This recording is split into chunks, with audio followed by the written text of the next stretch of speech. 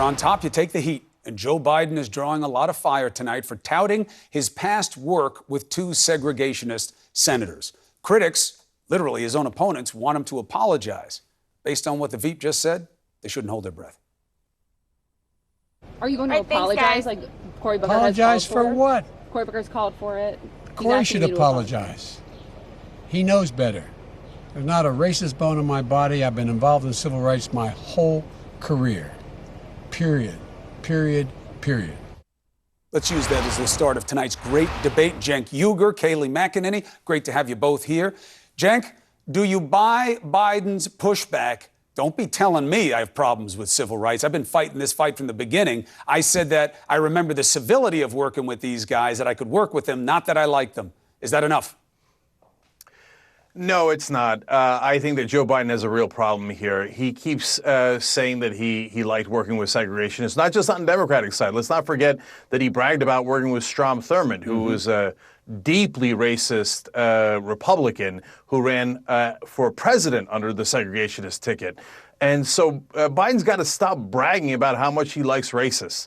And I know that that's his calling card. He says, well, you know, I love to work with the other side.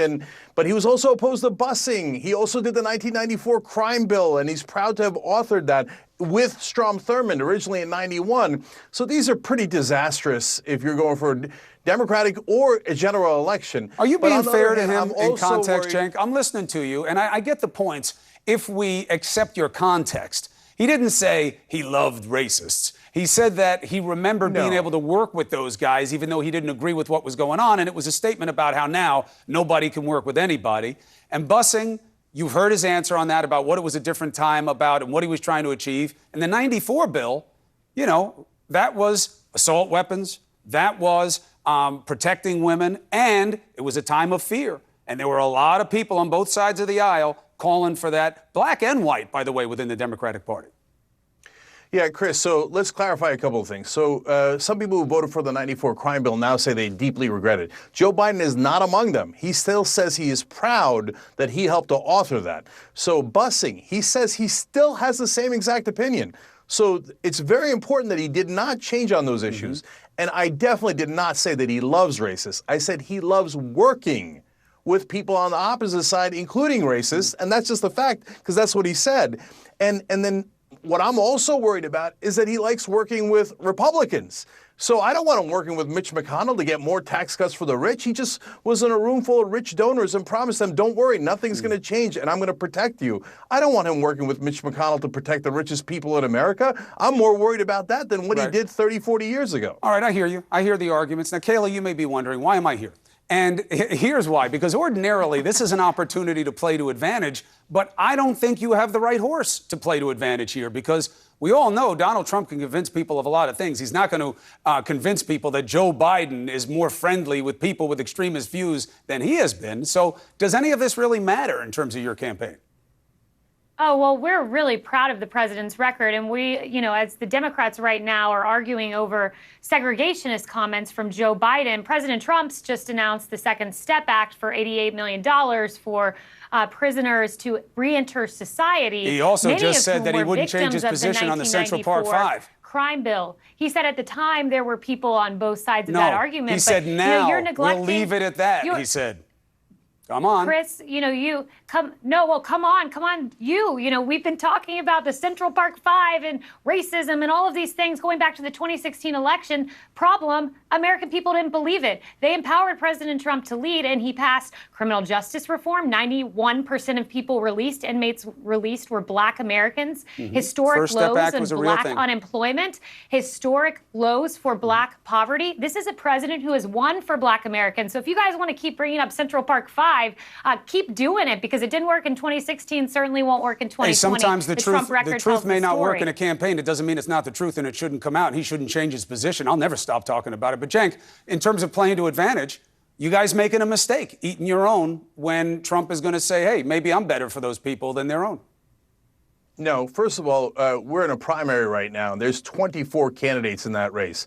It's incumbent upon us to pick the best candidate that could actually take on Trump effectively, the most electable one. And the most electable one is actually going to be a populist progressive who says, I'm actually going to deliver higher wages and health care, all the things that Trump promised you, but was totally lying about. On the issue of race, did. as much Paychecks as are growing at the fastest pace in a decade. Kayleigh, You're let me entitled to finish your the own point. opinion, not your own facts. Right, but you can't just lie hilarious. about facts. Kayleigh, You can't it's lie hilarious on national television. Kayleigh, will you let me talk, or are you going to Kayleigh, I get your counter. No. Cenk, what do you say to her counter? Okay, first of all, it's hilarious that she's trying to claim that she's on the side of facts when the Washington Post has Donald Trump lying over 10,000 times in 869 days. He is the pathological liar. Hey, Kayleigh, he just said the other day that he's going to round up millions of undocumented What about immigrants. paychecks? Now, you literally just Kayleigh, said, let me defend finish. your statement. Let me Cenk, finish. You literally Hush said up. paychecks are not Hush going up. up. Defend that. You All love right, to hold on. filibuster. Nobody hushes anybody you on the love show. to filibuster. Don't tell me to Hold on, guys. Easy. You don't have footnotes to What your I'm saying is facts. this. Cenk, So, deal with problem. this specific criticism. Do you believe this president has been better for wages in those communities than was the case prior? Absolutely not.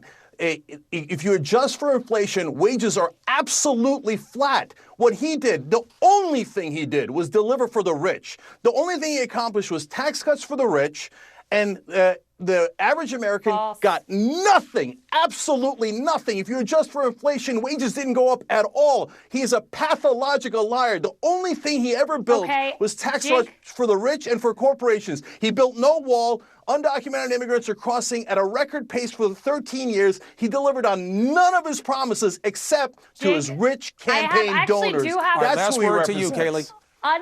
Unlike you, Cenk, I actually have footnotes to my facts. The Bureau of Economic Analysis, wages are growing at the fastest pace in a decade, twice as fast for low and income Americans.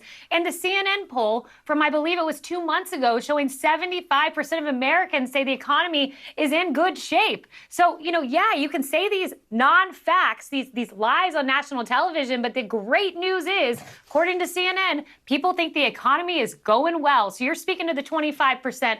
I'll continue to speak to the 75%. You support pathological liars, and I gave you a fact about adjusted for inflation, and you have no answer for that, because all you ever do, all your side ever does is lie. And you know, hey, Kayleigh, will you come on here and agree that if in 6 months he hasn't rounded up millions of undocumented immigrants, that you were wrong and I was right and that Trump's a liar? Yes, we'll make a date of it and we'll come back in 6 months. But hopefully I have you both on before then. Thank you for making the arguments and disagreeing with decency. Very important on this show. We get enough of the hostility everywhere else. All right.